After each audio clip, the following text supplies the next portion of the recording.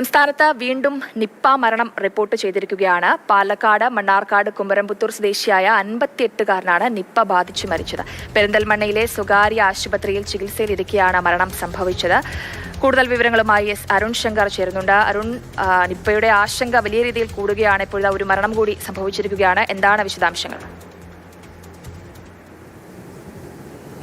തീർച്ചയായിട്ടും പാലക്കാട് ജില്ലയിൽ നിപ്പയുടെ ആശങ്ക ഒഴിയുന്ന സമയമായിരുന്നു. കാരണം തച്ചനാട്ടുകരയിൽ നിപ്പ സ്ഥിരീകരിച്ച രോഗിയുടെ സമ്പർക്ക പട്ടികയിൽ വരുന്ന എല്ലാവരും നെഗറ്റീവായിരുന്നു. അതോടൊപ്പം തന്നെ ഇതുമായി ബന്ധപ്പെട്ട് ഏർപ്പെടുത്തിയിട്ടുള്ള നിയന്ത്രണങ്ങൾ നീക്കി വരികയായിരുന്നു. ഇതിനിടയിലാണ് വീണ്ടും ആശങ്ക ഉയർത്തിക്കൊണ്ട് ഒരാൾക്ക് കൂടി നിപ്പ സ്ഥിരീകരിച്ചത് മരണശേഷം കൂടി ആണെന്നുള്ളതാണ്. കുമരംപുത്തൂർ സ്വദേശിയായ 58-കാരനാണ് നിപ്പ ബാധിച്ച് മരിച്ചിരിക്കുന്നത് എന്നുള്ളത് ഇപ്പം സ്ഥിരീകരിച്ചിരിക്കുന്നത്. കഴിഞ്ഞ ദിവസം പെരിന്തൽമണ്ണയിലെ സ്വകാര്യ ആശുപത്രിയിൽ വെച്ചാണ് ഇയാൾ മരിച്ചത്. ഇതിനെ തുടർന്ന് സ്രവം മഞ്ചേരി മെഡിക്കൽ കോളേജിലേക്ക് പരിശോധനയ്ക്ക് അയച്ചു. അങ്ങനെ പ്രാഥമിക പരിശോധനയിൽ നിപ്പ പോസിറ്റീവായിരിക്കുകയാണ്.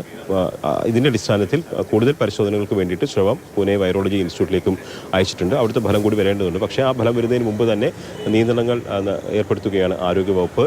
ഈ കുമരംപുത്തൂരിലെ ഈ മരിച്ച ആളുടെ 3 കിലോമീറ്റർ ചുറ്റളവിലാണ് നിയന്ത്രണം ഏർപ്പെടുത്താൻ പോകുന്നത്. അതോടൊപ്പം തന്നെ സമ്പർക്ക പട്ടികയും തയ്യാറാക്കാൻ നടപടികൾ ആരംഭിച്ചിട്ടുണ്ട്. കാരണം ഈ മണ്ണാർക്കാട്ടെ 2 സ്വകാര്യ ആശുപത്രിയിലാണ് ഈ മരിച്ച ആൾ ആദ്യം ചികിത്സ തേടിയത്. ശക്തമായ പനിയും തലവേദനയും ഒക്കെ ആയിട്ടാണ് ചികിത്സ തേടിയത്.